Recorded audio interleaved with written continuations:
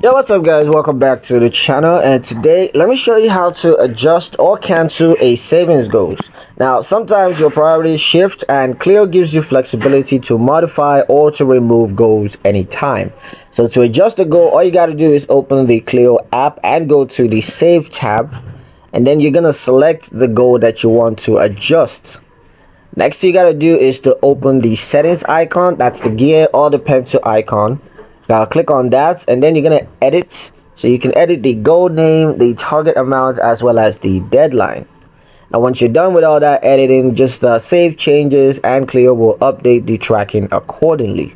Now to cancel or delete a goal, all you gotta do is open the goal as the above steps, and then tap delete goal or cancel goal, and then you're going to need to confirm funds already saved will remain in your Cleo wallet, so you don't have to worry about that being lost, and you can withdraw or assign them to a different goal.